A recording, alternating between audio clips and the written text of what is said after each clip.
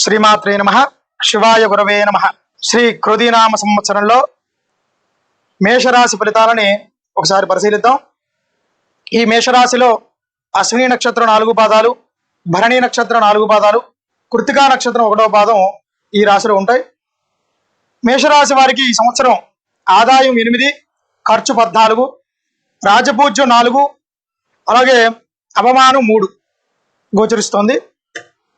ఈ రాశి స్త్రీ పురుషులకు కూడా భాగ్య వ్యయాధిపతి గురుడు ధనస్థానంలో ఉండటం వలన శని 11వ ఇంట బలీయంగా, రాహుకేతువులు వ్యయస్థానంలో షష్టములలో ఉన్నందువలన అన్ని విధాల యోచన చేయగా ఏ రకమునైన జీవనము చేయవారికైనా ధనాదాయం చాలా బాగుంటుంది. ఎందుకంటే మేషరాశి వారికి ద్వితీయ స్థానంలో గురుడు కాబట్టి ఖచ్చితంగా ఏ యొక్క వ్యాపార వ్యవసాయదారులైనా సరే, ఏ రంగంలో ఉన్న వారికైనా ధనాదాయం చాలా చక్కగా అనుకూలిస్తుంది. అలాగే శత్రుమూలకంగా అనర్థాలు, సంవత్సర ప్రారంభంలో జరిగిన వ్యవహారంలో అన్ని కూడా పరిష్కారం అవుతాయి. గృహ జీవితానందం మంచి ప్రోత్సాహం కలుగును. ఏదో విధంగా అయినా సరే ధనం చేతికి అందుతుంది. కానీ ముఖ్యంగా ధనం చేతికి అందినప్పటికీ కూడా ఆ ధనం అనేది నిలవకపోవచ్చు. ఎలా వచ్చిందో అలానే వెళ్ళిపోయే అవకాశం ఉంది.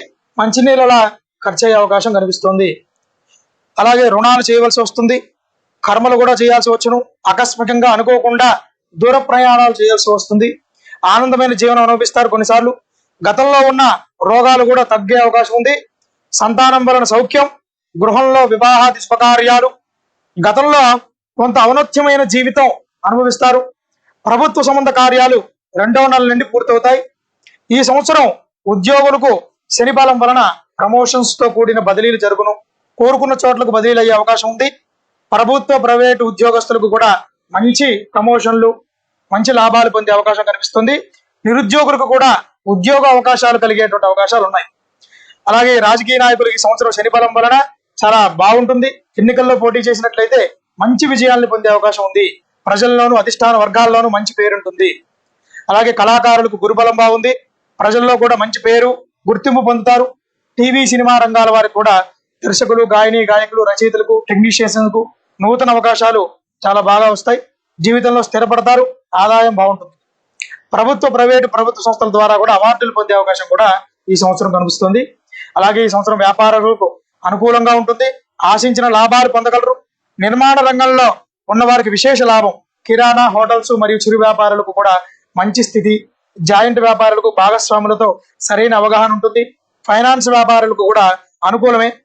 అలాగే రైస్ మిల్లులు ప్రభుత్వ నిర్ణయాల పట్ల లాభించడం, ఆయిల్ వ్యాపారులకు విశేషంగా లాభించడం, సరుకులు నిల్వ చేయ వారికి కూడా మంచి లాభాలు కనిపిస్తున్నాయి. బంగారం, వెండి వ్యాపారులకు కూడా మంచి లాభాలు కనిపిస్తున్నాయి. అలాగే ఈ సంవత్సరం విద్యార్థులకు కూడా గురుబలం బాగుంటుంది. చదువులపై శ్రద్ధ పెరుగుతుంది. ఇతర వ్యాపకాలు ఉండవు. Engineering, medical, law set, ECET, polytechnic, ఇలా బీఈడి మొదలగు ఎంట్రన్స్ పరీక్షల్లో కూడా మంచి ర్యాంకును పొంది మంచి కాలేజీలో సీట్లు పొందే అవకాశాలు కనిపిస్తున్నాయి. క్రీడాకారులు కూడా శని బలం బాగుండడం చేత మంచిగా రాణిస్తారు. వ్యవసాయదారులు కూడా 2 పంటలు కూడా ఫలించే అవకాశం ఉంది. రాహు ప్రభావం చేత దిగుబడి తగ్గును. అధిక ధన వ్యయం, రుణాలు చేయవలసి వచ్చును. గృహంలో శుభకార్యాలు జరుగును. అలాగే చేపలు, రొయ్యలు, చెరువులు వారి దిగుబడి కూడా మిశ్రమ శుభ ఫలితాలు వచ్చును. పౌల్ట్రీ రంగంలో ఉన్న వారికి కూడా మంచి లాభాలు గత సంవత్సరం కంటే కూడా బాగుంటుంది. కౌలుదారులు కూడా స్వల్పంగా కొన్ని ఇబ్బందులు ఎదుర్కొన్నప్పటికీ కూడా చివరిగా మిశ్రమ ఫలితాలను అయితే పొందుతారు. ఈ రాశి స్త్రీలకు కూడా చాలా బాగుంటుంది. అన్ని విధాల అనుకూలమే. మీ మాటకు విలువ పెరుగుతుంది. కుటుంబంలో అందరూ కూడా మీ మాట ప్రకారంగా నడుచుకుంటారు. చక్కగా ఈ రాశి స్త్రీ పురుషులు అందరూ కూడా మంచి యోగకాలం అని చెప్పవచ్చు.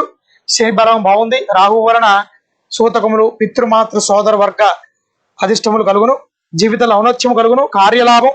కాబట్టి వీళ్ళు శివాలయంలో అభిషేకాలు చేస్తూ రాహువులకు జపం, హోమం చేయించితే మంచి యోగం సాధిస్తుంది. శివుణ్ణి, అమ్మవారిని చక్కగా పూజించండి. శివ అనుగ్రహం పొందండి. శ్రీమాత్రే నమః.